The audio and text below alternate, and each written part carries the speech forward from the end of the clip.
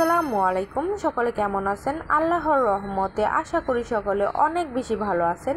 আজকের রেসিপিতে দেখাচ্ছি পারফেক্ট বেগুনি। এভাবে বেগুনি বানালে 4-5 ঘন্টা ফুলকো এবং মুসমুসে থাকে। বিভিন্ন টিপস অ্যান্ড ট্রিক সহজভাবে দেখিয়ে দেওয়ার চেষ্টা করেছি। আশা করি ভালো লাগবে। সম্পূর্ণ ভিডিওটি দেখার অনুরোধ রইল, তা না হলে অনেক কিছু স্কিপ করে যেতে পারেন। আর কথা বাড়াবো না, চলুন এখন বেগুনি বানানোর প্রসেসে যাওয়া যাক।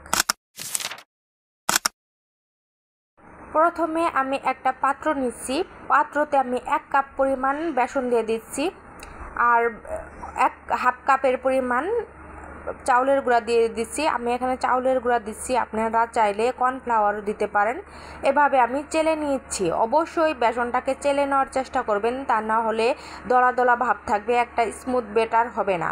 তো আমি চেলে নেওয়ার পর অল্প অল্প করে পানি দিচ্ছি এবং স্মুথ একটা বেটার বানানোর জন্য একটা হ্যান্ড উইস্ক দিয়ে ফেটে নিচ্ছি।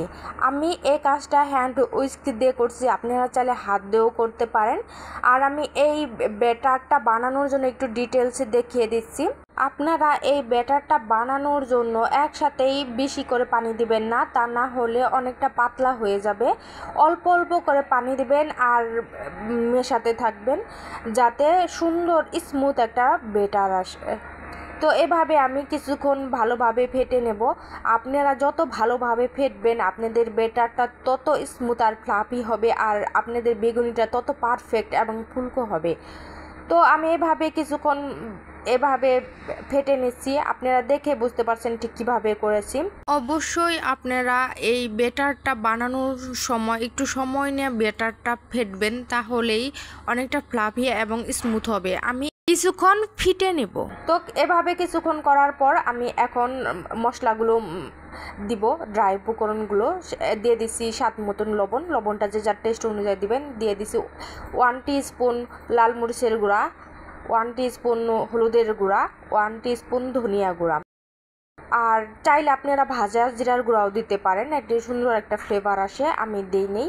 তো এভাবে দিয়ে আমি মিশিয়ে নিচ্ছি আবারও ভালোভাবে। তো প্রথমে ওটা আমি দিই নেই, পরবর্তী ভালোভাবে ব্যাটারটা বানানোর পর দিয়ে দিছি। তো আমার ব্যাটারটা পারফেক্ট হয়েছে কিনা আমি দেখিয়ে দিচ্ছি। একটা আঙ্গুল ডিপ করবেন, আঙ্গুলটা যদি কোট হয়ে যায় আর ব্যাটারটা যদি অল্প অল্প করে পড়তে থাকে, তাহলেই বুঝতে পারবেন আপনার ব্যাটারটা হয়ে গেছে। তো আমার ব্যাটারটা পারফেক্ট। তো আমি এখন বেগুনির জন্য বেগুন কেটে নিচ্ছি। আমি বেশি মোটাও করিনি, বেশি পাতলাও করিনি, কারণ আমার পার্সোনালি বেগুনে যদি বেগুনের অস্তিত্বই না থাকে ভালো লাগে না। তো 1 ইঞ্চি পুরুত্ব করে নিচ্ছি। দিয়ে দিচ্ছি হাফ টিস্পুনের মতন খাবার সোডা বা বেকিং সোডা। এর পরিবর্তে আপনারা বেকিং পাউডারও দিতে পারেন। তো দিয়ে ভালোভাবে মিশিয়ে নিচ্ছি, যাতে সব জায়গায় ভালোভাবে মিশে যায়। অবশ্যই বেকিং সোডা বা খাবার সোডা যখনই দেন ভাজার কিছুক্ষণ আগে দিবেন। তো এভাবে আমি একটু তেল দিয়ে দিচ্ছি, কুসুম গরম তেল। এটা দিলে বেগুনিটা স্মুথ হয় এবং তেল শোষণ কম করে। অবশ্যই এই কুসুম গরম তেলটা দেওয়ার চেষ্টা করবেন, তাহলে আপনাদের বেগুনিতে তেল কম টানবে। তো ভালোভাবে মিশিয়ে নিয়েছি। আমি এবার একটা বেগুন করে দুই পাশে ভালোভাবে ব্যাটারটা লাগিয়ে নিচ্ছি। এটা খুবই সহজ প্রসেস, আপনারা দেখে বুঝতে পারবেন। তো আমি এখন তেলটা গরম হয়ে গেছে, তেলটা যাতে অনেক বেশি গরম হয়ে যায় সেই গরম তেলের ভিতরে দিয়ে দিচ্ছি।